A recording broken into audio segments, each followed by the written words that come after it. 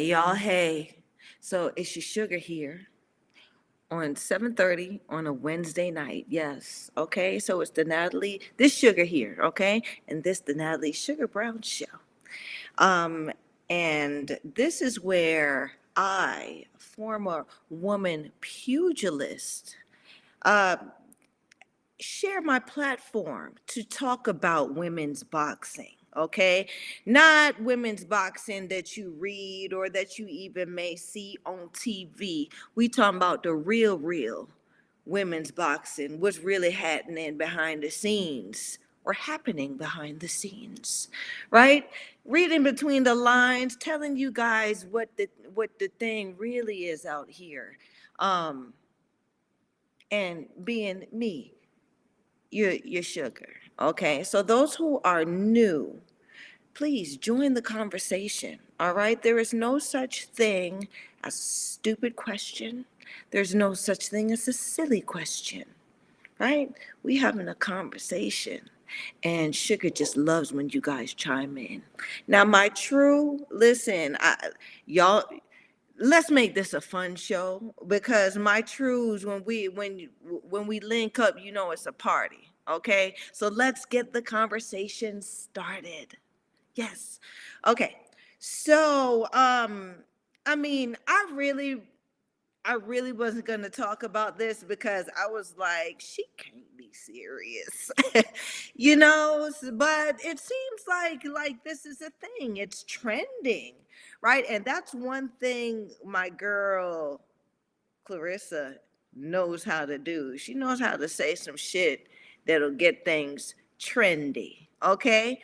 So what she said was, well, first off, let you guys, I always thank my partners in crime, my guys behind the scenes here at Talkin Fights. Thank you guys for chiming in. Thank you, my lovely assistant, for always coming in with the good images, because sometimes, you got to see what Suge is talking about.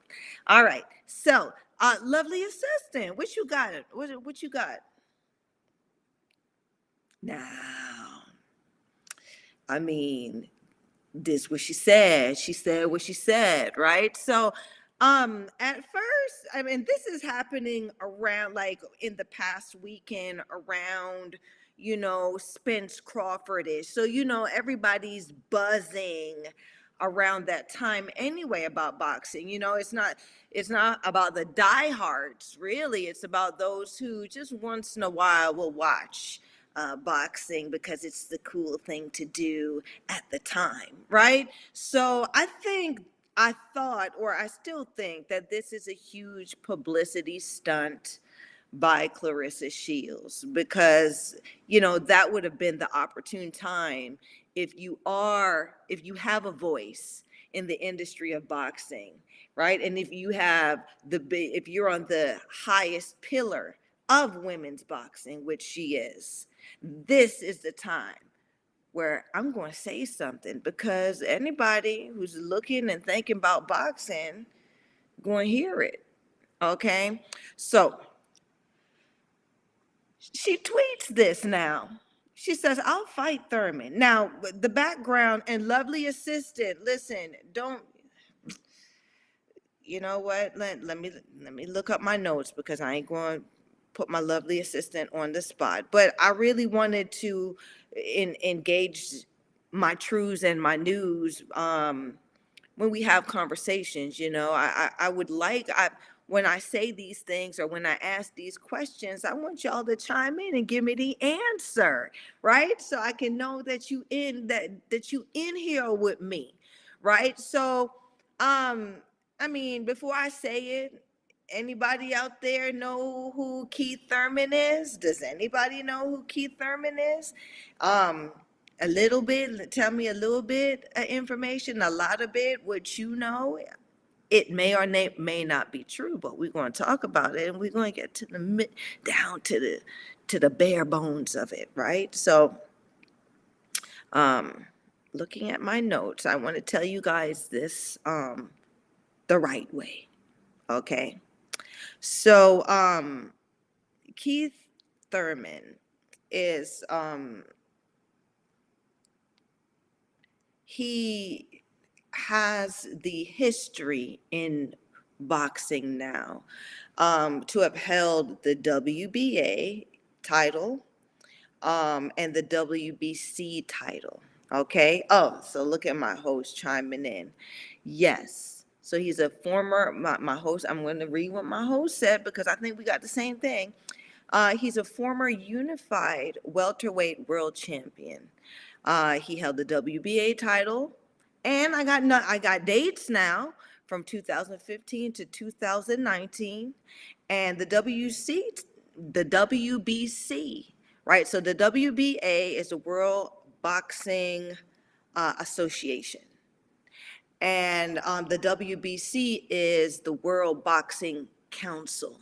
So these are sanctioning bodies that have uh, that that are big time. Sanctioning bodies mean that if it's a sanctioned WBC fight, that's the green belt, that is the most prestigious, legitimate title sanctioning platform that you can be certified by.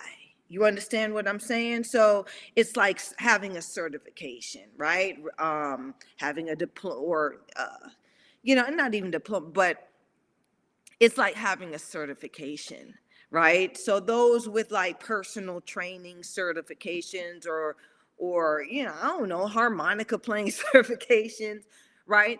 There are certain cheap 2-day ones that you can get, and you paid a little cheap fee, and you got the certificate.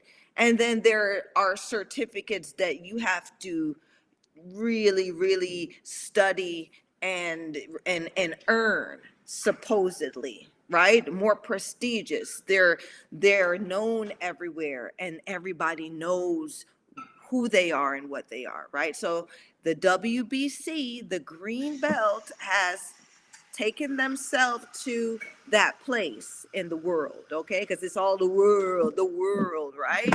So in just about any country where they do boxing, everybody knows about this WBC sanctioning title.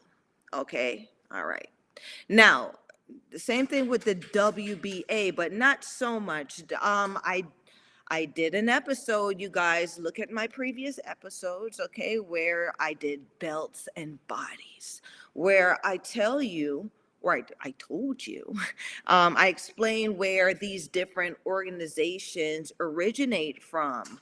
And so therefore, they have that industry pull, and you can be recognized more, and then you will be valued more. Therefore, you will be paid more, right? And also promoted more. So I hope you guys understand all of that, those money words and money languages that I just said, right? If anybody wants to be in this game of boxing and call themselves a manager or a promoter, they would know these things. They would know the totem. Be slamming my door. Sorry. Um, they would know if you were anywhere. Goodness, I just lost my train of thought. You know how people just kill your vibe. I'm sorry. So, okay. So we're talking about the WBA. The WBA now is a lesser known body, but how these bodies are and how they originate, okay? They have more pull in certain areas, and I've explained all of that. In the business of boxing now, we're talking about some business, all right? Now, in the business that makes all these fights happen, and why so much money passes through hands and all of this stuff, well, all this big organization, um it's kind of like, what you call it, what do they call those, it's a pyramid. It's like a pyramid scheme. Yeah. So whoever's on top, these people on the bottom, they buy in to the organization. You get your membership or you buy in. And then if you do enough, if you've made enough money fighting, and contributed to this organization, they move you up in the rankings. And so then your prospect, right, because you're a promoter, or you as a prospect now going to the second tier, right? And so that second tier is where WBC now starts to acknowledge that you're a part of their organization. Yes, I get a badge. I'm up for a badge, right? Which is the belt. Okay? And hence the rankings. Okay. All right. So these rankings now are members that are fighting fights that are sanctioned by WBC, and they pay WBC money, right, to sanction these fights. So WBC gets paid every time this person fights.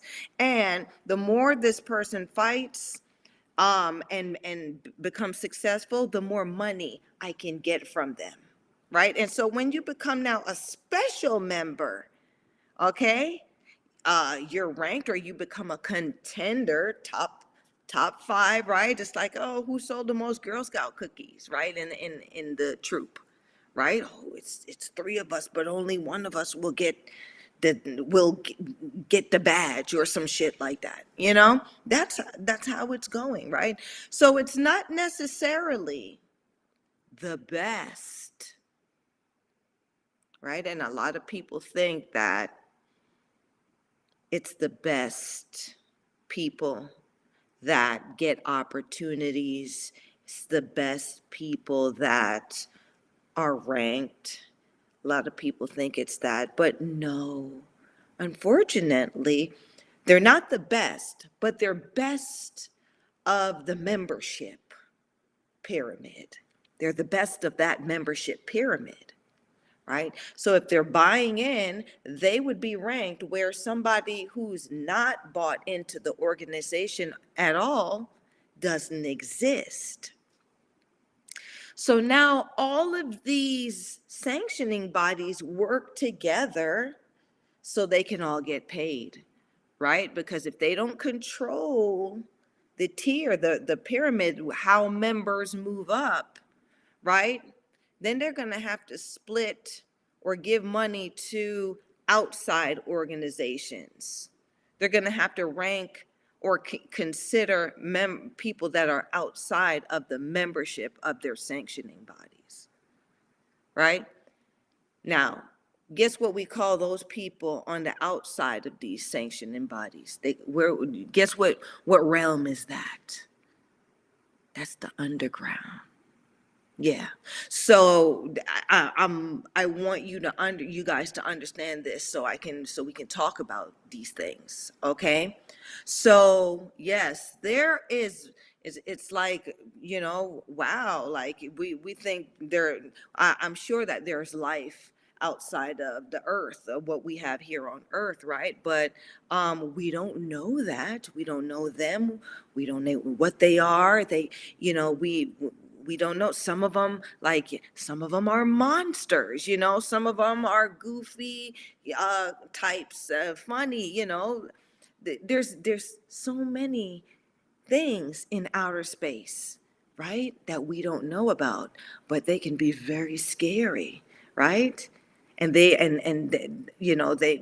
Superman, right, was an alien that came to the earth, right? So there can be phenomenal fighters outside of these sanctioning bodies that we don't even know about, right? Which is the underground. Anyway, going back to this now. Keith Thurman had generated enough investors to buy him opportunities in both the WBC and the WBA sanctioning bodies. Okay? And when he got to a point where he could fight another member of the sanctioning body for a title, right? The winner all depends on who bets, who gets betted on, and who wins, who people buy tickets for. That's how the sanctioning body determines the winner. It's not the judges. Sorry, you guys. So I want you guys to understand what's going on. So when you see robberies and all of that stuff, it's not, I'm sorry, it's not robberies. I mean, it's not it is a robbery, right? But it's really like a business transaction, right? That's why the person who's standing there, they're just like, bum bum bum bum bum, like on like Price is Right, that music come on. Wah, wah, wah. It's like, okay, but I'm still up here though. I'm still a member, and I still have um the Constellation Prize. I still have opportunities in the Constellation prize of it, right? I didn't get the big prize, but I hope you guys understand what I'm saying, okay? So that's why that other fighter is not, they're like, where in the underground, when you lose your title, you are devastated because it's gone. You don't know, like you don't know how you're going to get it back. You don't know how you're going to get it back. And there are now more deadlier sharks in the water that you got to fight to get back that title, to get back to that person, right? Who they're saying is the champ in the underground. That's how that works. Okay? Now, there are tactics outside of there, because there is no sanctioning bodies and things like that in the underground. The rules are just determined by the situation and really like where you are. It's like a handshake terms. Yeah. Right. So you come in, you do have your person who's your backer. They may have, they're going to be in your corner when you go back or whatever, but it's not you. It's not really you have a waterman or what, you don't have, it's just really raw. Like Fight Club. That's one of my favorite movies. And not because Brad's in it, because he's one of my little crushes, right? There's a lot of sexy men out there. But all different colors, shapes, and sizes. Listen, let me stop. Let's get back to boxing. Y'all not saying much to me tonight. Anyway, so when you show up to an underground fight, okay, it's you and that person that's going to collect the money, that probably put it together. You know what I'm saying? You show up, you sitting there. Yeah. You're looking across the ring at the other person. The only thing you know, right, is both of y'all hands might be wrapped, right? And you know that the person standing right there in front of you guys um, is checking your hands right there in front of each other. So there's no razors or nickels or, any rocks. So the hands aren't loaded. Okay. Okay, somebody chimed in. Eddie Barrington. Hey, Eddie. Thanks for the flowers. I tell you, Eddie sure enough know how to treat a woman, a lady in cyberspace. He always like that. The roses and the emote. Yeah, but Eddie, come on, put some change on my books too, right? Us baddies out here, we need money on our books. Do me right. Anyway, so listen. Back to what I was saying. Okay, so that's the underground I've just explained. Now, in sanctioned fights, and this is why it takes so long. Where an underground fight's got to happen because you got to take the opportunity when it comes to you, right? There's no back and forth and go, oh, I'll fight you 6 months from now. No. So and so in town, okay? We gonna call them out. If they take, if they say they gonna fight you, you better show up. That's how that works in the underground. Okay? Now, in the sanction, uh-oh, somebody chimed in. All right, it's a party, it's a party. Okay, so Big Justin James chime in and says, LMFAOO.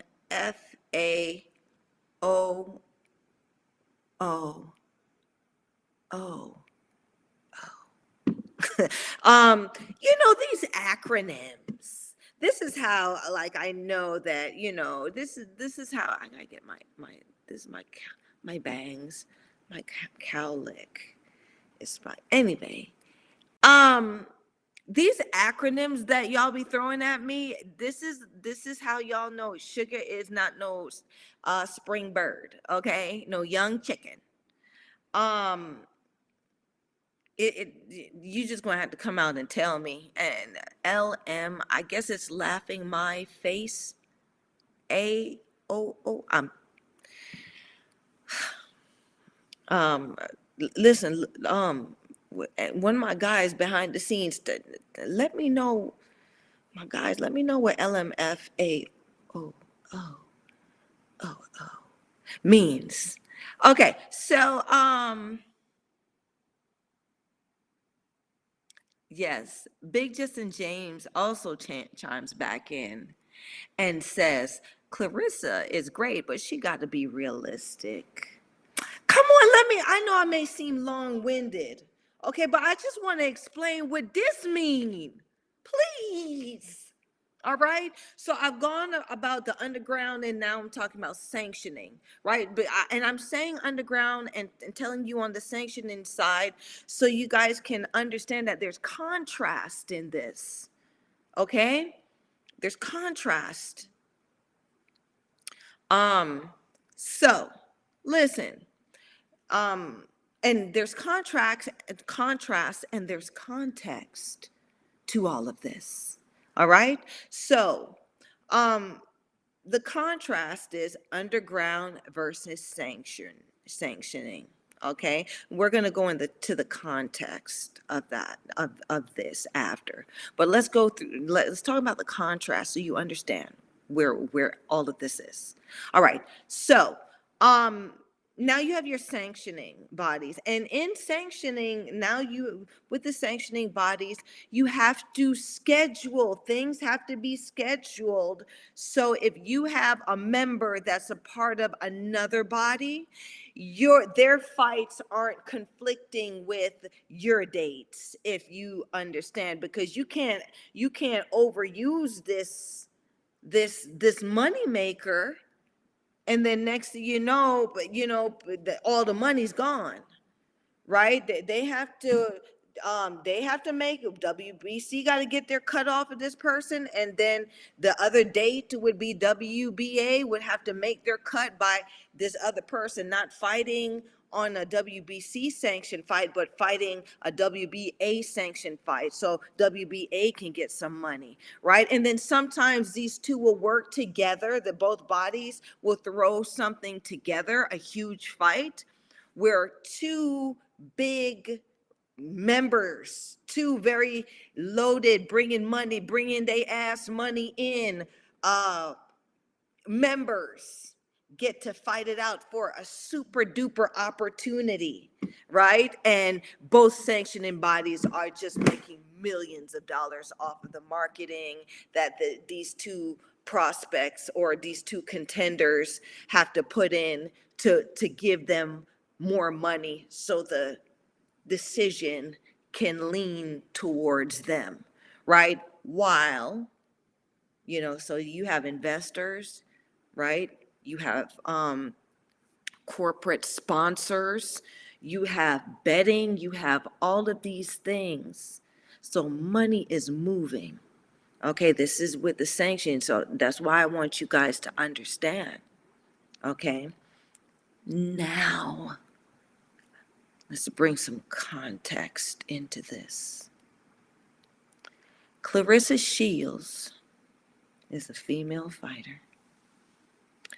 She's a female fighter with all the belts. But there are no other contenders that pull as much money as she does to fight for these belts. So she has to find a way to spend enough to stay valued enough and valuable enough to pay these people for her high ranking membership to hold these belts, right? And these payments, just like how you would do a gym membership, some gyms, they want a monthly fee, right? Some gyms want a quarterly fee, right? You pay us every 4 months, right? Some gyms, we only sell yearly memberships, okay? So imagine now, each belt that she has is a membership. And as much money as she makes, she has to either generate that money so she can pay her membership, or she has to pay that money out of her pocket to stay a member. I hope you guys understand the context of what I've just said after what I've explained. Now, let's see who chimed in. Michael Orr says, hey, Sugar, let's talk about this and how Claressa lost her damn mind. Okay, Mike said that. And then Michael Orr says, Thurman would knock her into the front row. Eddie Barrington says, Sugar still could make him cry in the ring. That's sweet talk. And the host comes in and says, Shields versus Green should happen. I love what all of you guys are saying, right? But I hope y'all peeped what I just said, right? Because I feel like I'm spitting bars right now. So, Claressa Shields, by saying this, is not making a decision as a fighter. She's making a decision as a businesswoman, okay? She has to find a way to generate money, okay? And what she'll do is she'll challenge somebody who makes close to that kind of money that she makes, okay? And they could be safe enough to not be as relevant of a member. They may have a lower membership or an old membership. So then if she brings money to them, they can hence buy back in. You know what I'm saying? It's like, who referred you, or members helping other members, giving them their incentive points. That's what's happening here.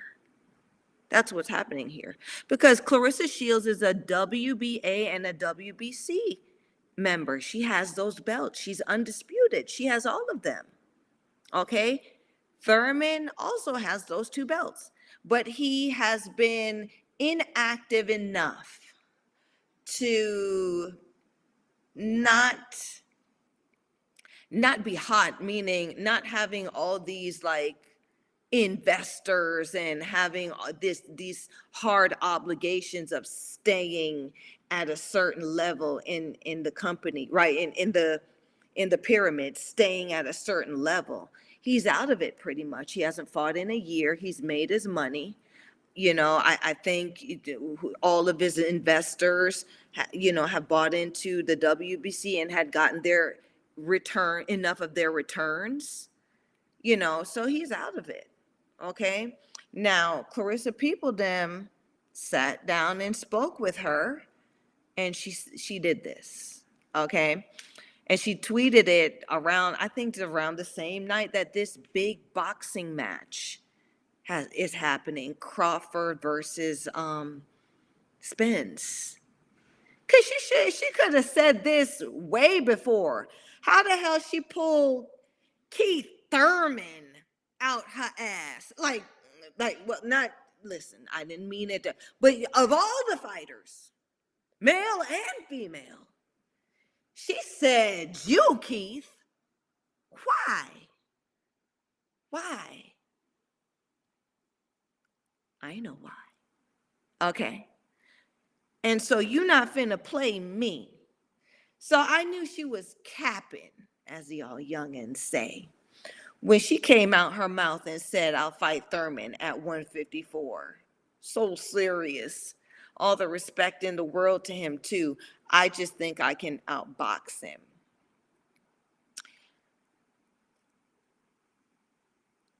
I didn't pay attention to it because I know what I've just explained to you. I hope you've been paying attention. If not, just tap the button, tap the screen to the left, and you know how it go. So I knew this, but she kept pushing it. So and then it got big. People are starting to talk about it. So I said, let me look deeper into it, because she wrote her ass a check. She wrote her ass a check saying that, right? And the thing about it is, as a fighter,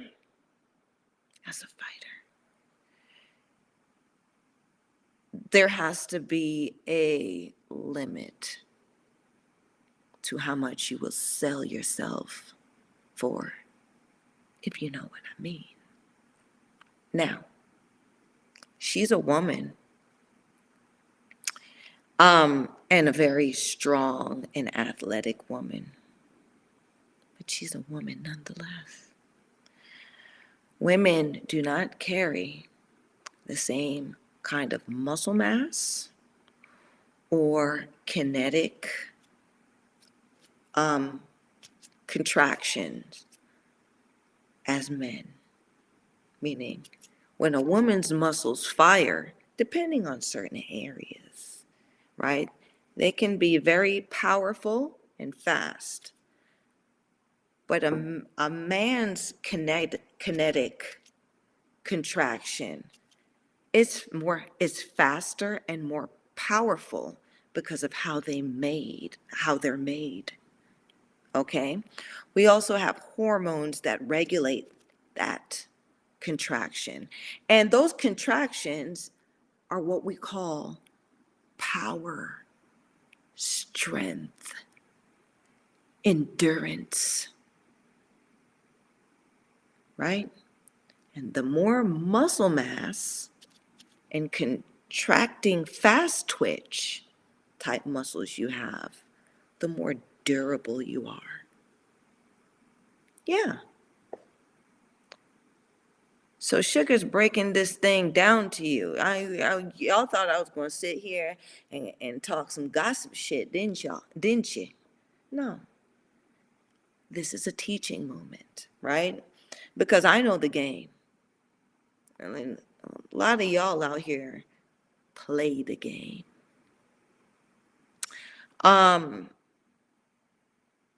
So there's no way that even for play, she would make it out of this situation undamaged. You're making money, great money. You're not damaging your body. You're not getting your head knocked around like how these guys are. Like, being in a fight as a male, can you imagine, is totally different than being in fights with women, right?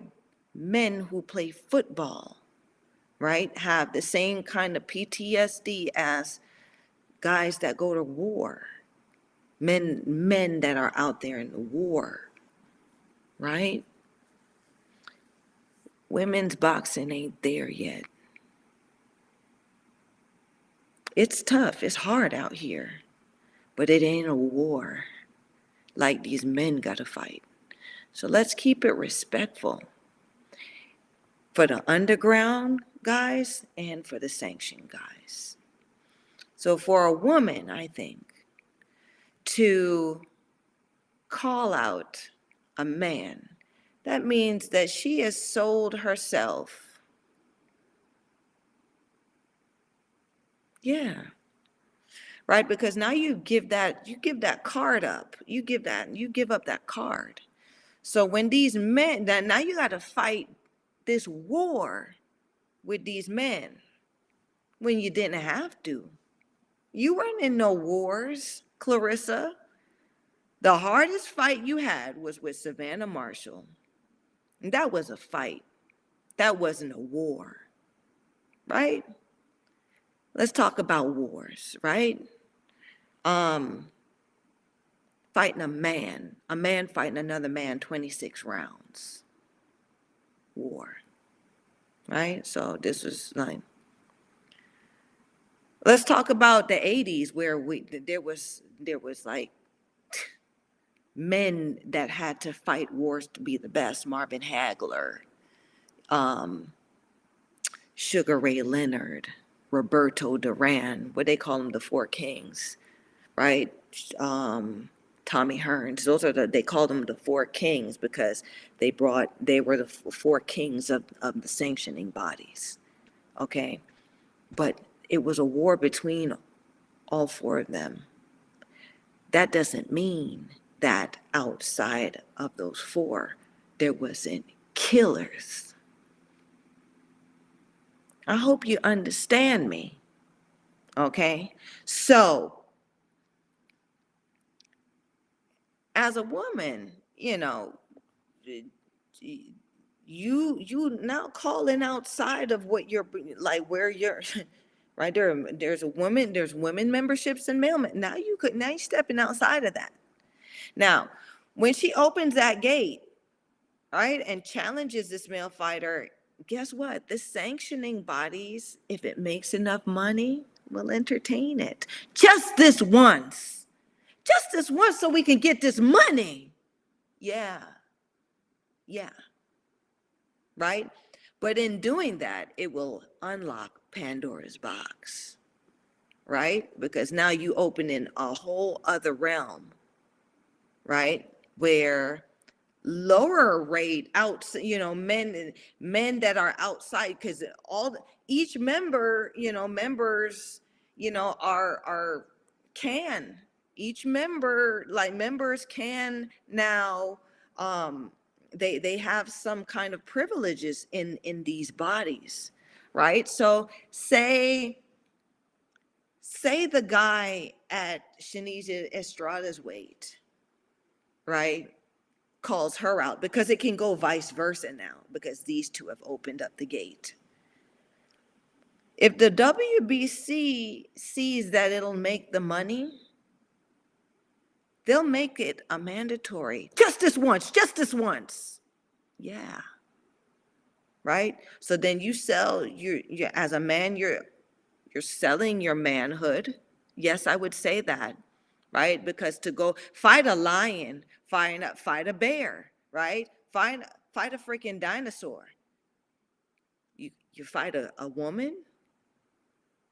But there's a lot, just for the sake of women, it's a lot of males that would do that. For the love of money, right? There's men that would do it, and there's women that would do it too, right? So now that's where I'm talking about Pandora's box.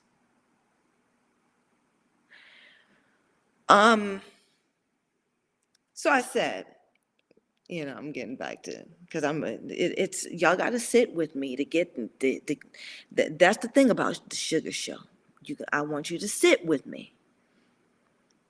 So you'll learn something, I promise you. So this may very well be a thing. They've thrown it out there to see. And Claressa has stepped up to throw it out there because she needs the money now. Yeah, it doesn't make any sense for her to hold on to all of those belts business-wise. She's not fighting often enough and she's not generating the money or fighting often enough to hold on to all the belts at the same time because she's a big ticket member.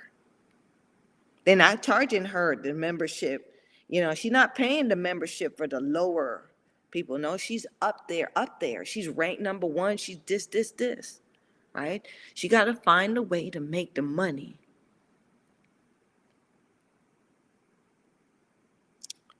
So now people are talking about that. The idea of mixed matches are coming up. Now, people are talking about now the trans community participate. Like, I've heard so many things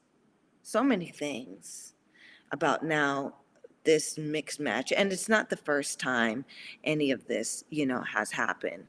The first one that I know of is when Lucia Riker, right? They were promoting her as the most dangerous woman when she was doing that kickboxing. And what she do? She sold herself, where she challenged a male.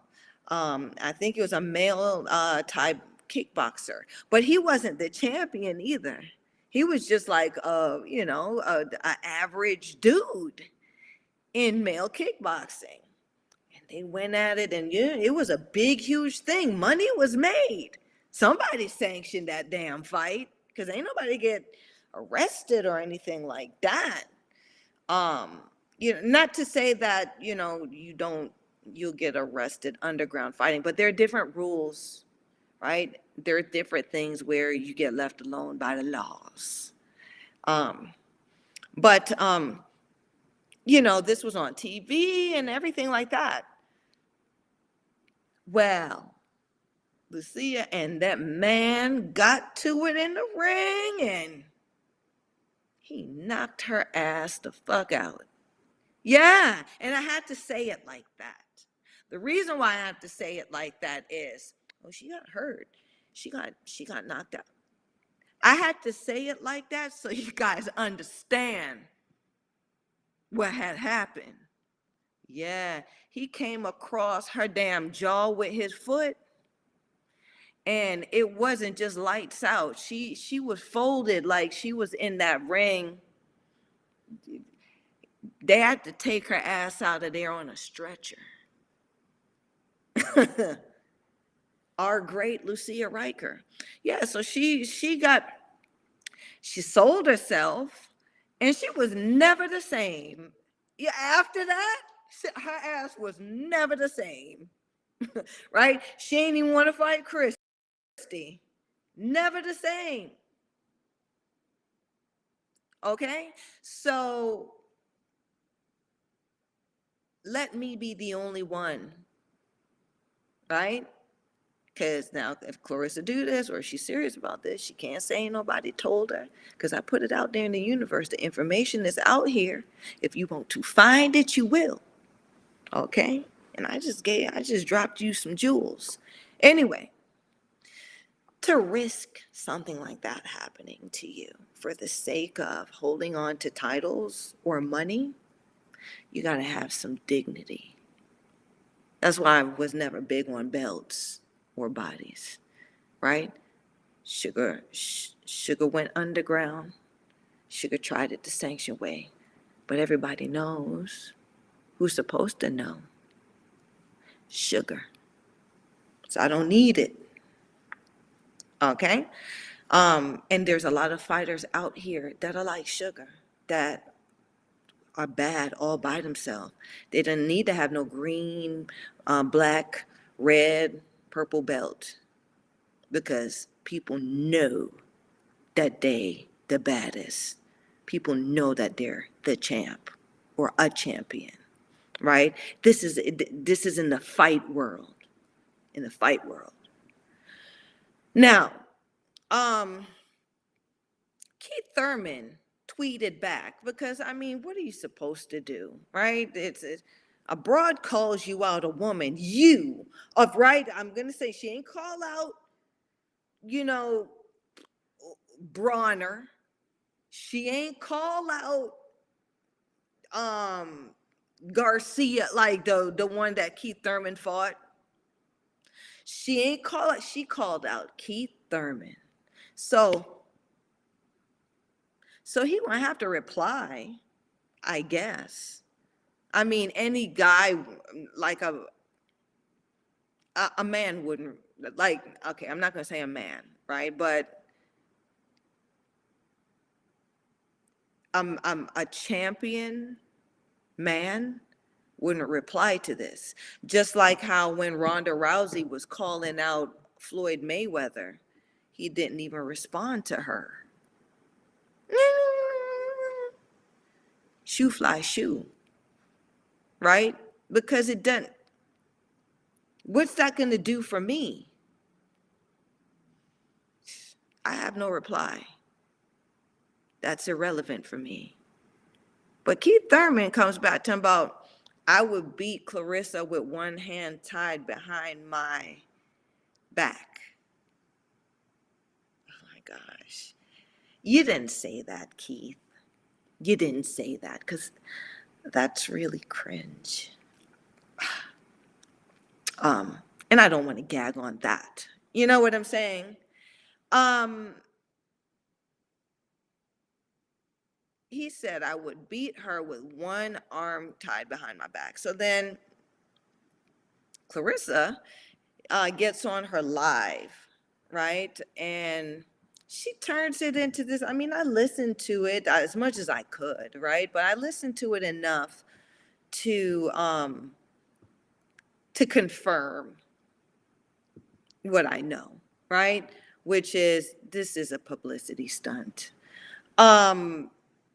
She gets on her live and she says, I called Keith out for sparring.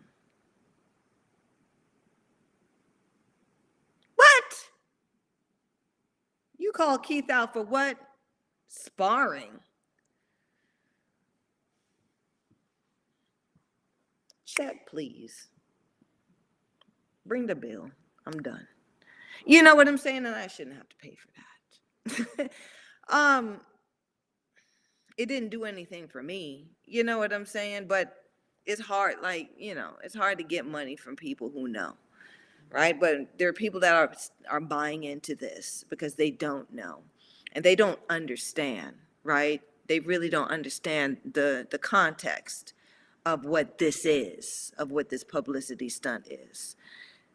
We got to get a hold on society, right? In a society where you have, now you could blur the lines and, men and women can fight each other in public for money. That's gonna blur the lines of so many societal expectations, right? Domestic violence on both ways, it'll erase that, right? I know that they talk about gender inequality, but I've trained with men, and there's no way that I would be able to rise up to when they're at peak. There's we're talking, there's going to be a guy or guys that are beyond my peak all the time, right? So I'd hate to have to be held to that manhood standard, right? But that's hard. That's harder work for me as a woman, right? And therefore, all the opportunities that women who are outstanding among women are going to have now they disappear, and we're back where we started, where we don't even have a voice. You guys stop. This is not, whoever, like, for so many reasons, don't sip this Kool-Aid. We're not going to use boxing, right, to mess our minds up. Okay, so She was on her live and she said she called him out for sparring. And so then she said, how he going to say that he could beat me with one hand but time behind? I'm the what? I spar with many male world champions and champions that are more relevant than him. Oh, I spar with Shakur. I put sparring? Let's add some context to what sparring is, what practice is. We're talking about you getting in there, and a lot of these pros, they don't do it like when you scrappy and you coming up, right? Where you got the open face headgear, or you got the cheap ass headgear that this for sparring, right? That you don't even, you know, that ain't even really stopping your bean from bouncing around in your skull, right? These at Claressa's levels, now she can afford, she's sparring with the headgear with the cage in the front of her face. So when she's not even getting that, right? And then when she spars with other people, when she does hard sparring with other people, right? These other people are pulling shots, right? They're not going for the jugular in there. Now, when she first started off, as in like in the amateur days and when she was coming up, of course, you'd have to get in there underground and when you were part of, because she was a part of USA Boxing, right? She was a part of the USA Boxing. There's Golden Gloves, there's USA Boxing, there's PAL, the Police Athletic League. There are all these bodies. They do it for amateurs too, right? And when we were coming up before these WBC, WBA, they wouldn't even let us. They wouldn't even let women into their organizations. Hello. Right? So I mean, now we can fight for the belts or whatever. Now, yeah, bitch, now you got to pay a bill. Right? And now you got to pay a big bill to be legit, where we had our own belts at one time. And they were more authentic too, because there was still a little tinge of realness in women's boxing. Okay, so if you were acknowledged by certain IBA, I mean, it wasn't IBA. Goodness, I don't know, y'all, I didn't write this down. I'm just talking off the cuff now. But whoever's out there, let me see what y'all know. What were the first women's boxing, just women's boxing, sanctioning bodies, right? One off the top of my head, WIBA. Okay, but there were some even around when he established, and I think probably before, right? But these were women focused, right? You pay your $500, right? You buy in, ain't nobody count the gate really. You know what I'm saying? And we show up and we show out and we get paid. We ain't have to pay nobody no big fees for their belts, right? And then when the fight happened, you still walked off with your face on because it was just women behaving badly. Okay? So that's where we're coming from. These belts, women's boxing is not being promoted that way. And that's why Tommy Hearn has taken up women's boxing. Okay, because he wants pull. He's using women's boxing. He's bringing these women to make in some money, because some of his male champs ain't bringing in no money. And that's who he wants to stay in certain tiers of the membership in these sanctioning bodies. So if those guys can't pay the bill, well, Eddie Hearn don't want to pay the bill out his pocket.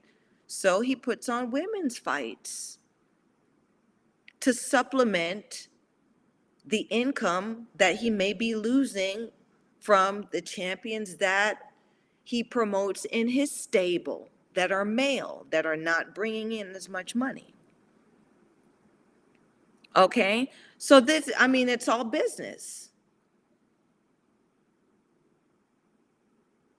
Clarissa's promoter, they're talking business to her, and she's realized she's at the point where who else is she gonna fight to make all this money?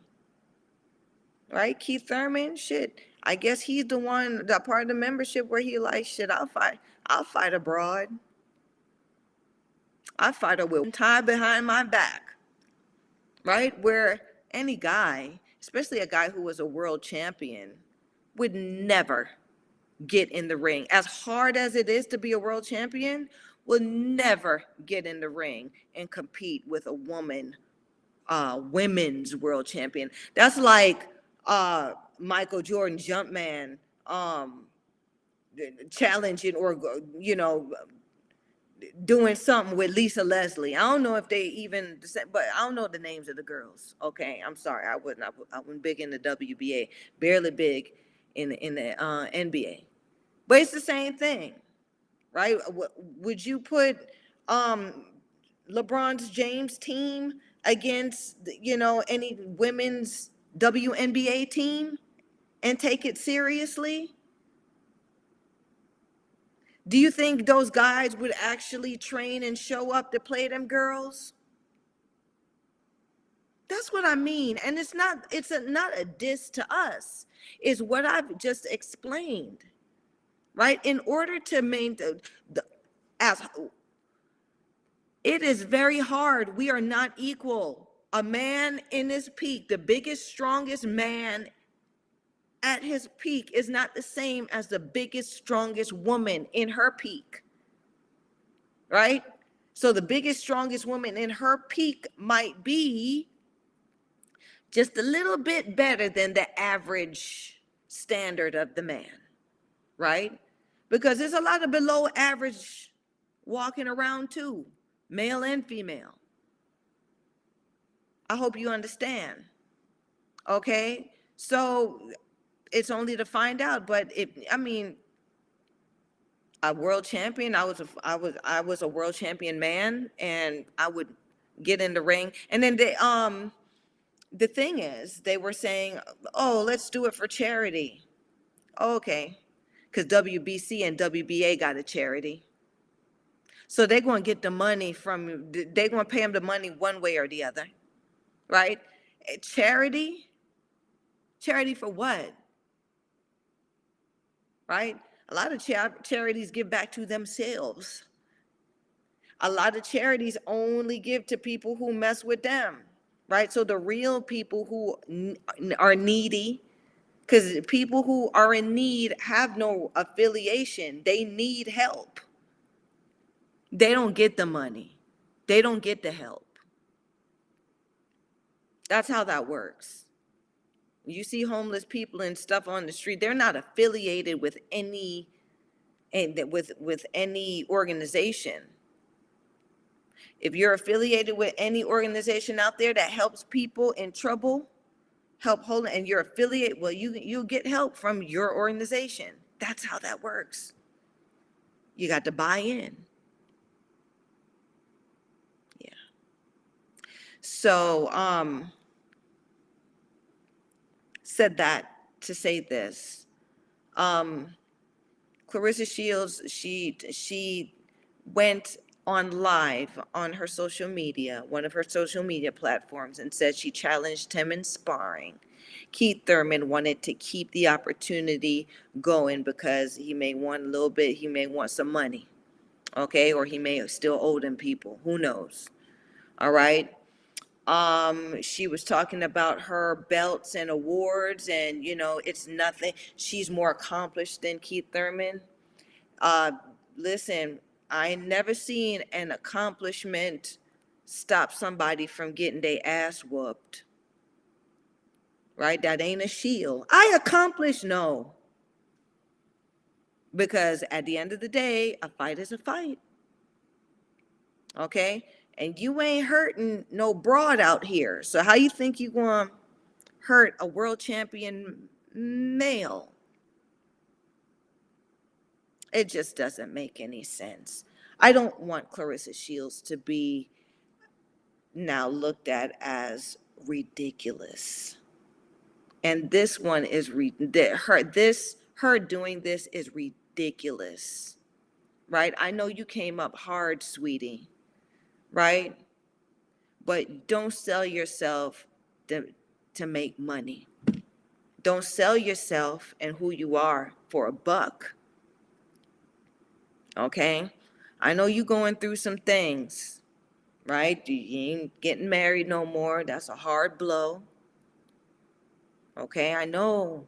I've lost relationships. I've divorced. I've not done all of this thing in boxing, right? And I didn't have as big a spotlight as you did, Claressa Shields, or you do.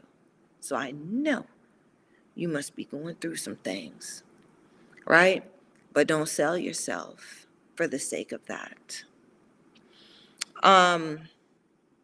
Lovely assistant. Let's go to my next image. Now look at this. I'll fight Keith Thurman at 154 pounds. So serious. Like, this is her. Look at their body makeup. Right? That's those two at that weight, 154 pounds. You tell me what it looked like. Somebody chime in. Tell me what that shit looked like, right? In a fight. We're not going to entertain it. She shouldn't entertain it. Doing that cheapens her.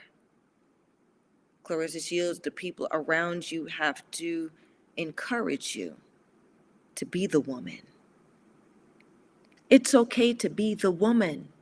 It's so okay. Right? She's very young still. Claressa Shields is very young still. And there's things in her life that she's going through, and she has not finished going through them yet. So she doesn't understand trials and tribulations of being that woman. Randall Bailey comes in and says, I think she beats him up. You think, Claressa, please explain to me, Randall Bailey, why you think Claressa Shields would beat up a world champion male in boxing, Randall Bailey. You tell me. Tell me why you think Claressa Shields, look at all and any of Claressa's, so you're saying that Keith Thurman is no better than the opposition that Claressa Shields has beat up in women's boxing. Are you saying that, Randall Bailey? Please explain to me what you're saying, right? Because to say something is one thing, right? But to know the context behind what you've said takes a lot more depth and maturity, right? So let's have a conversation. Let's get freaky. Tell me what you mean by that. Randall Bailey says exactly what. Are you saying agreeing with what I? So you think that Claressa Shields' opposition is the same caliber, right? So Franchon Cruz, who has she beat? Hannah Gabriel, Christina Hammer, Femke Herman, like, you think Savannah Marshall, you think those girls are on the same level as Keith Thurman, a male world champion? I mean, is that what you're saying? Is that what your exactly means? Let's talk about boxing, okay? I want you to understand that boxing is not a video game, right? You're getting damaged You're getting damaged. It looks fun because people are standing on the outside. When you get hit, you're getting damaged. It does hurt, right? But what we do as fighters, we train to the extent that there's a there's a mental. We are beyond physical now. There's a mental being that we are in the ring. While we're receiving damage, we're still trying to damage the other person to the point where they stop. So that's will. Now, if you're saying that Claressa Shields has more will than Keith Thurman, you may have a point, right? Because will is not, will can't be really weighed by the scale, right? She does have will, but there's so many other variables that nullify that will, right? Randall Bailey says, I feel she would prepare different for a fight with. Please tell me the preparation that would make a woman perform at the same caliber, right? A woman, world champion, right? That means she's the world champion because she's beat all the women in her organizations. That's why she's who she is, right? She hasn't beat all the women. She hasn't beat all the bad bitches in the world, just the baddies who are a part of these organizations, okay? Hadn't knocked nobody out, haven't folded nobody, hadn't knocked no teeth out. People walk out of the ring after they fight her on their 2 feet. Do you know that there are women out here that are hurting, cracking faces? This is why I have this platform, because I want you to understand this, Randall. Right? Claressa Shields ain't the only female, she ain't the only best female fighter. She ain't the baddest neither. She's the baddest in these organizations. Now, you're saying that Claressa Shields, she'll prepare differently. This woman is the same or is better than a man that has had to go through all the wars with other men in his organization, right? To become a world champion. You're telling me that all of the men that Keith Thurman has beat, right, are not as good as Claressa Shields? Or is that what you're saying? Because Keith Thurman has a pretty decent receipt. Is that what you're saying, though? Right? Let's talk boxing. Randall Bailey said it's all about preparation. Randall Bailey says, what's her record? Oh, I don't know. You need to tell me her record, right? I know Claressa Shields is undefeated.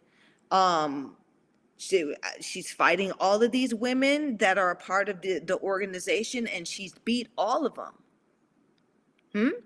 But I don't know what her record is in the world of fighting, of women's boxing, of women's fighting, right? Because Claressa ain't known underground. She ain't do the underground thing. She did that. She did the USA boxing. She kept it cool, right? She's not from my generation, where most of us had a taste or came from that underground. So, I'm giving this conversation a lot of context because the shit's getting out of hand. It really is. It really is. Right? And we can't let people who don't know what's going on tell us what's going on. right? We can't let the blind lead us. Um, Randall Bailey says Keith's not that hard to figure out, too, right? So figure out, oh, okay. The great Mike Tyson said, what?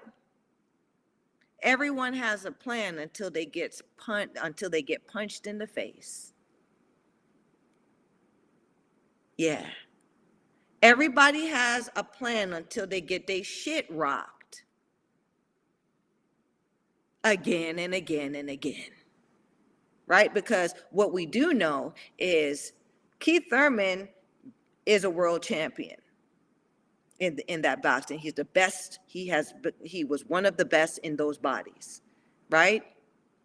That means he done rocked a lot of people's shit, a lot of men's shit, right? So how Claressa, right, to figure out what's she going to do when she get rocked again and again and again? What's she going to do when she feel that? Have you ever, Randall, I want you to understand this, okay? I want you to remember the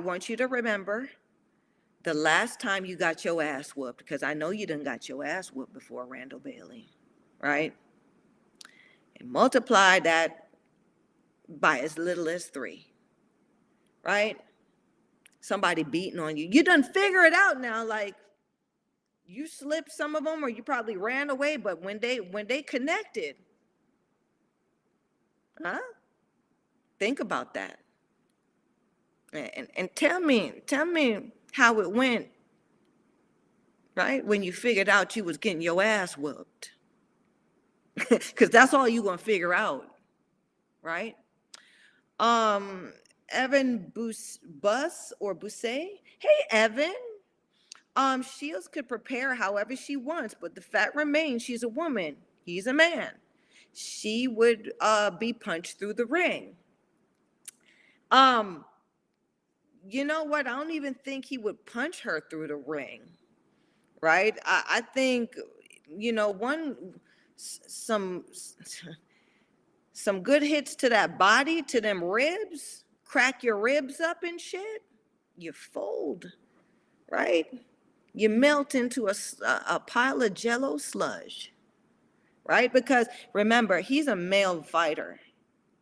Male fighters tactically do things differently than women fighters. He ain't going to punch her through the ring. He's not going to punch her in the head or anything, right?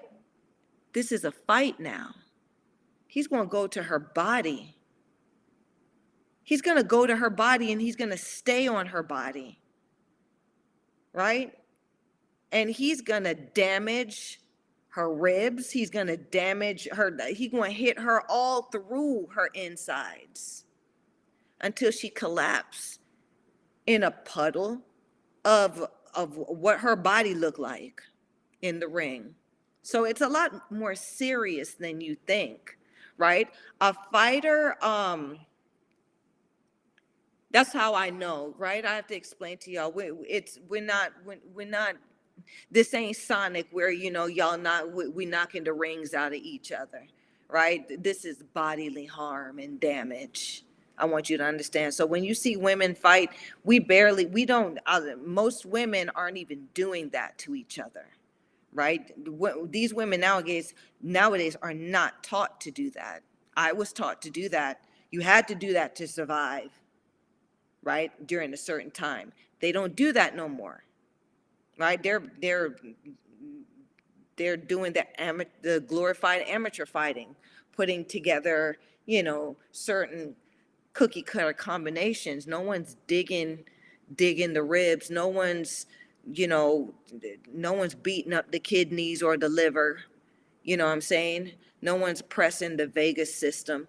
No one's hitting under here so the lungs swell.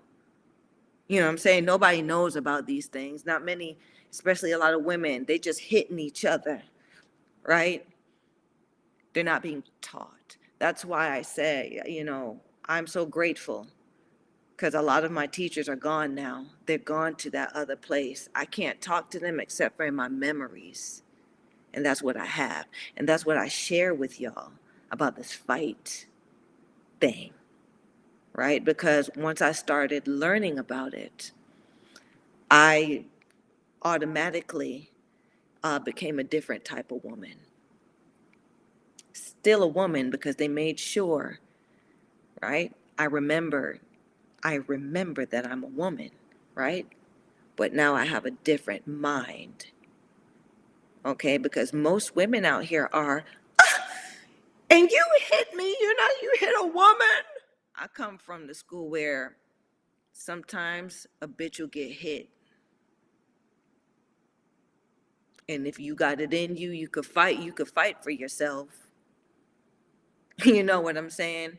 And this is not boxing, this is life, this is the streets. Okay?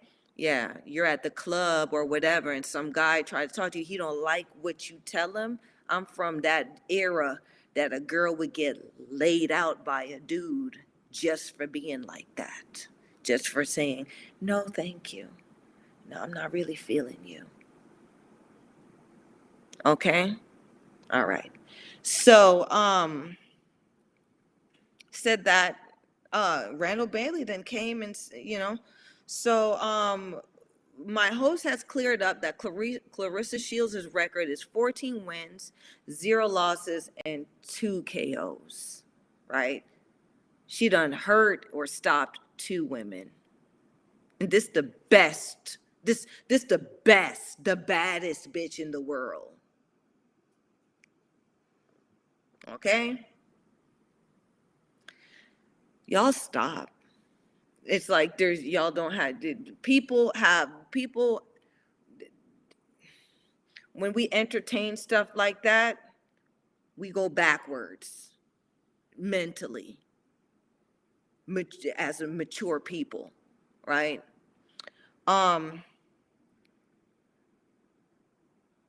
So Randall Bailey comes in and says, Keith neither. He comes, says, and was, and laughing. So I think you just saying that, Randall, to spark conversation, which I do appreciate because you there giving me the laugh emojis. Randall Bailey still comes back and says I think she beats him. Randall Bailey says, what female fights you been watching? Ooh. Randall Bailey says, these women are crackling.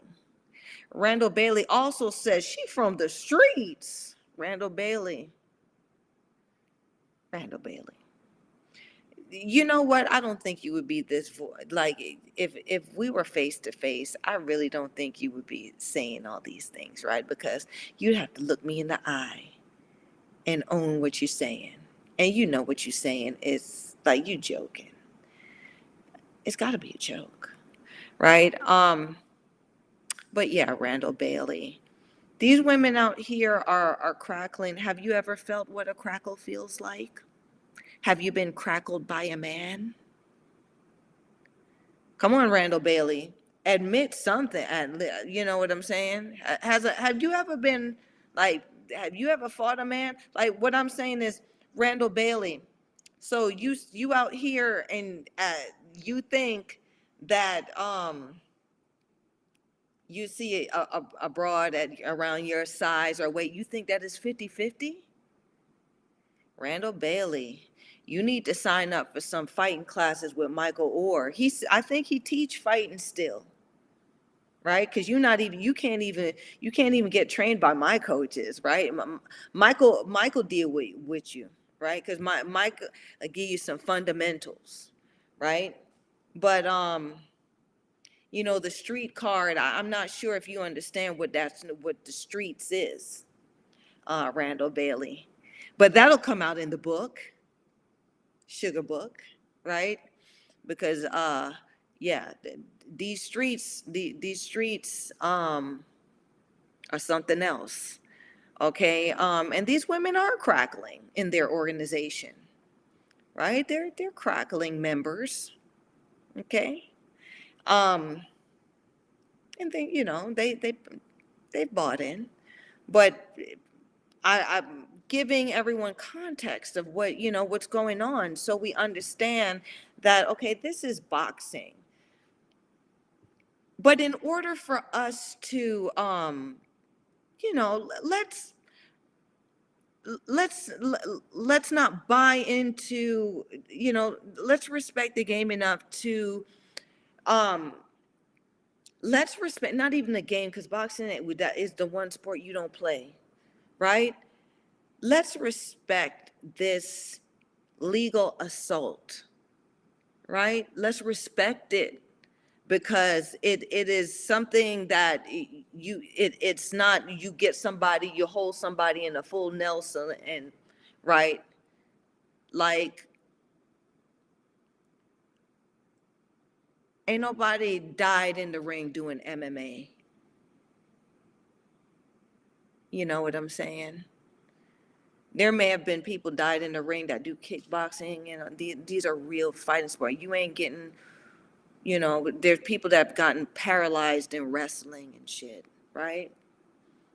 This ain't no video game. We are gladiators, right? I've survived through it. I am an old gladiator. Okay. And once you guys entertain stuff like this, that means you've lost respect for what we've done and what we risk and put out there, right? All because sanctioning bodies have have conditioned your mind to take away from why we're doing this. We're doing this to be the best. And we're doing this now because it's a way that we can take ourselves out of our situations by doing something that we're not scared to do, and we may be good at, which is fighting. Our host says, men versus women punching power study.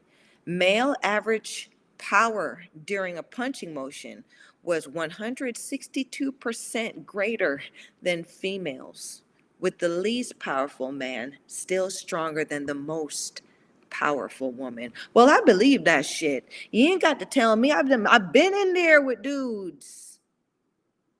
Good ones and not so good ones. It was the not so good ones that I had to worry about, because they wanted me to know that they will hurt me, right? The men that they were okay, like they knew they were dangerous. They were the ones that gave me the loving, the teaching, the good sparring. It was them weak motherfuckers out there that had to prove their manhood to me and everybody watching. I ain't gonna let this woman get the best of me. And I say, I was outboxing them, but that don't mean the punches didn't hurt. Now she's talking about I'll outbox him. Bro, this is a fight. We're not looking at boxing. We're looking at a fight. When y'all were looking at over the weekend, Spence versus Crawford, right? After that motherfucker started leaking in there, don't you think then somebody was getting outboxed? The fight could have been over then, right? Nah. What happened? The motherfucker had to kiss the canvas a couple times and stay down there. And that's how the fight ended. Correct? So no one's looking at boxing after a while. We're looking at we're looking at a fight, right? And we're looking at who's the one getting their ass whooped.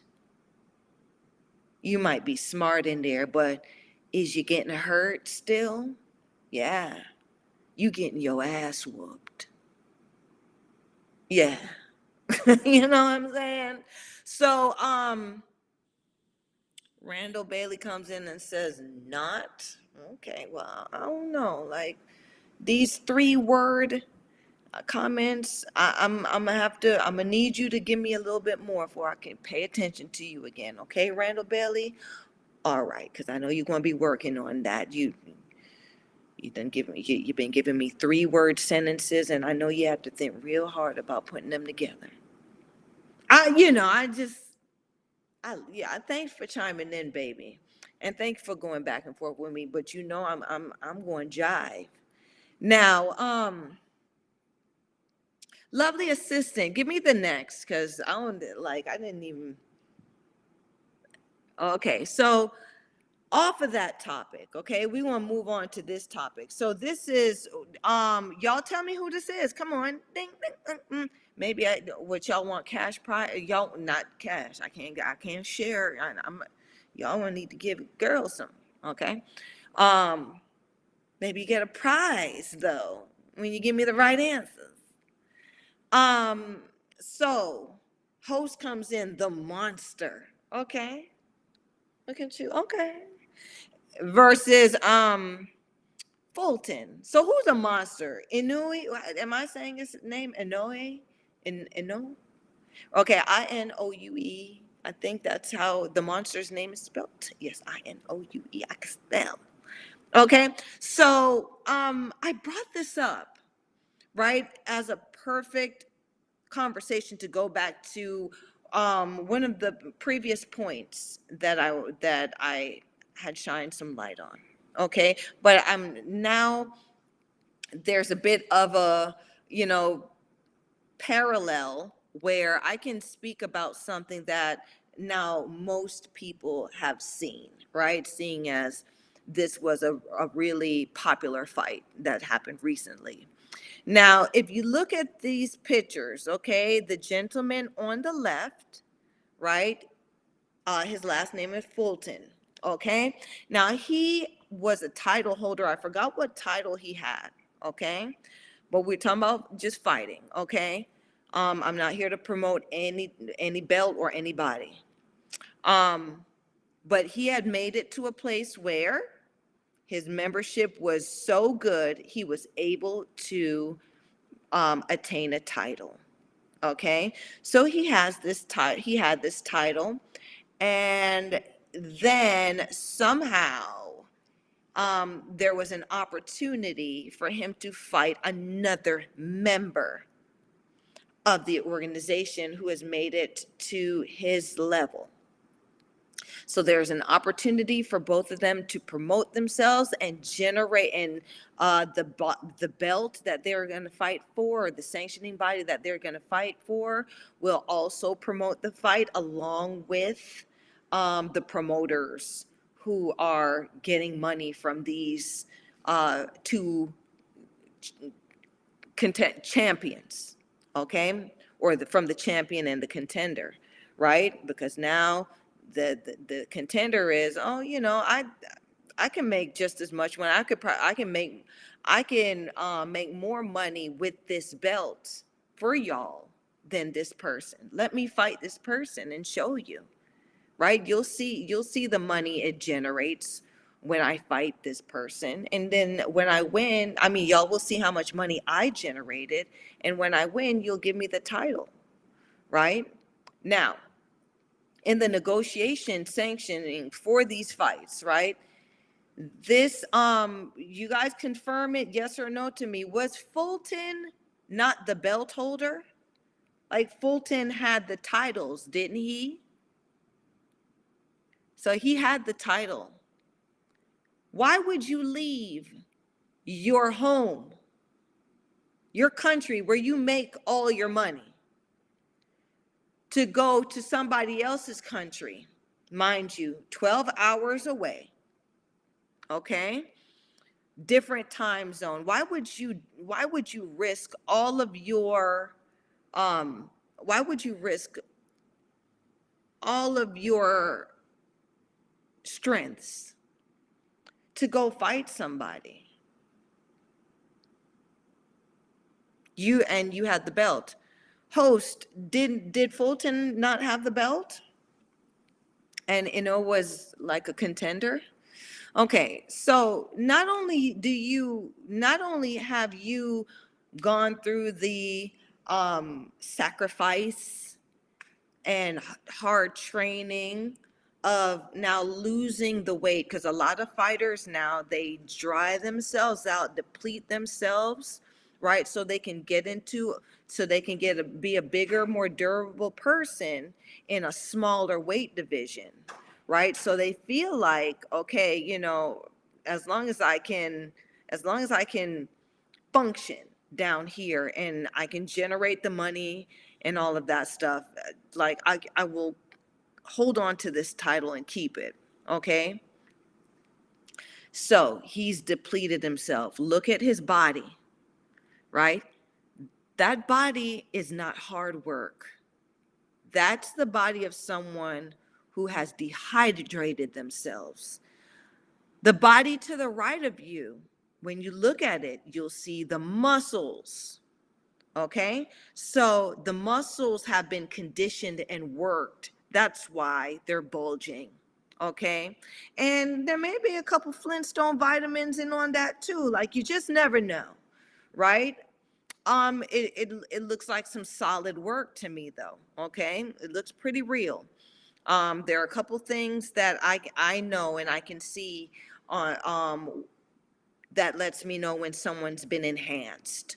So he may be he just may be on some good Flintstone, some non-anabolic Flintstone vitamins. Like, who knows? So the body on the left, dehydrated, depleted. You see, he just looked like a scrawny guy, right? But the world doesn't see those things anymore. And then the guy on the right looks like he is hydrated. He has been eating right. He is in the best fitness he can be for this. No one's seeing this, okay? And so the fighter on the right, Fulton, now sacrifices the fact that his body is trained to be activated the complete opposite time that this guy's body is going to be activated. Meaning, right, when he flew over there, and say the fight was going to be at 6 p.m., or by the time, if they're the main event, they'll get to the ring for, I don't know, 9 or 10 or something like that. Okay. Over here, his body feels like it's over here, right? Because Japan is 12 hours ahead of North America, time-wise, right? And you have a circadian rhythm, right?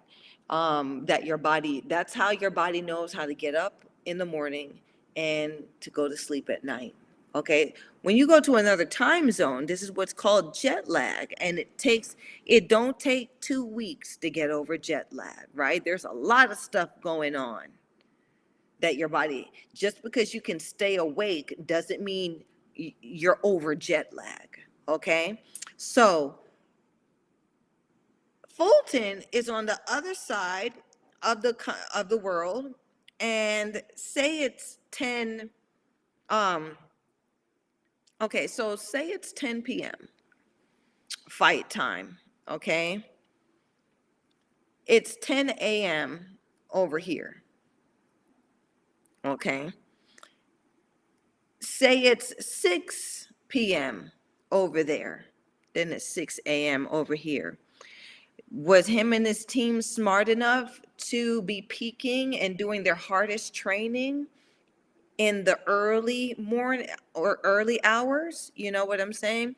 Was he like, were they onto that? Not from what I saw, because he was just not, his rhythm was off. He looked like he just woke up. When somebody just wakes up and they're kind of off, that's how he looked in the ring. While in Inoue was ready, like, this the time, like, I don't know about y'all, but 10 p.m. was the time that you show up at the club, right? That's when it's really time, right? So that had a lot to do with this fight, right? So they call him the monster. Well, let me see him, because I don't skill wise, I don't see Inoue or Inoue. He's average at best, skill wise, as a fighter. I would love to see him come over here for 2 weeks and fight a guy in his weight class that is, uh, that is ranked top 10. I'd like to see him do that, right? Um, I think it would probably be the same type of reaction. When I fought Fujin Raika, it was really tough for me to get my rhythm and to, and to deal with just my own timing, much less Fujin coming at me full speed ahead, right? And so I know how Fulton felt. I know how that felt. And I didn't even like, and I fought at 134. I fought Fujin at 134. So this is shit that they do over there in Japan. They've been doing this for a very long time, right? And just exposing it, right? Because ain't no Japanese fighter coming over here doing that, right? Floyd took his ass over there fighting them, right? They're not coming over here to fight like that. And no one's paying attention to that, right? So is the yen that valuable that you would sell yourself and go over there? Or, I'm sure they're not paying in, well, no, it's a Chinese yen. Is it Chinese yen? What is the currency of Japan? I'm sorry. Let me look this up. What is Japanese? Let me use the mic checker. Oh, I don't even know where my mic's at. Okay. What is Japanese?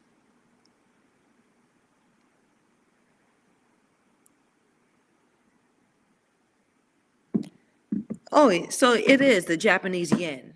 Okay. So that's what they call their dollar. Anyway, and Japanese have a lot of investments outside of Japan all over the world. So, he may have I'm sure he has a lot of money behind him, because we don't have the Japanese fighters have not jumped out like this. In like they don't jump out like this. You see, the Philippines did that with Pacquiao. They jumped out. They invested. They put their man up. They bought all the memberships, right? That's why Pac went up the pyramid, and he went up there fast. It was because he was bringing a lot of um, membership.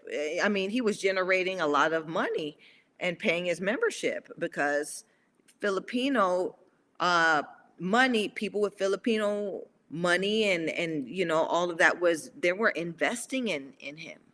Okay, so that's how that was working. And so now this guy Naoa Inoue, he has some investors behind him from his country of Japan, where they would fly a champion over for him to fight and show what their money, what their money looks like to these sanctioning bodies. And so therefore, I don't even think, maybe Fulton didn't get the lion's share of the purse neither, and he was the champion. There's a lot of stuff that happened behind the scenes here, right? So I want you guys to understand that. Now, I explained that because we're going to provide now some context to how it lines up with women boxing. Okay, so lovely assistant, the next image, please. Okay, so I'm going to compare. This has just recently happened, and I'm talking this. So to the far right is Chantel Cameron, and then to the far left, yes, is Chantel Cameron, and beside her to the right is Mary McGee, and behind them is our guy Eddie Hearn. Okay, where he promotes a lot of huge male boxing fights. He's a big part of these organizations, member of these sanctioning body organizations. He makes shows that pays them a lot, so he has a lot of pull and say, which makes him a very powerful person. Okay. Now he's bringing women into the fold. Okay, because he sees where they can pull some money in that he won't have to it invest in other things, right? Because they're generating money too. And these women have to find a way to pay the bill. Okay. Now, they fought for a belt. These two fought for a belt. To the far left, Chantel Cameron, you will look at her arms, you will look at her stomach, you will look at her face. She looks hydrated. She looks, she don't even look muscular. She just look real like soft, smooth, juicy. Okay? And then you see to the right where you got Mary McGee. Her eyes are sunk in. Her jawbones are hard and sharp. Her stomach is, her stomach is collapsed in. Ooh, sorry, y'all. Let me get my battery.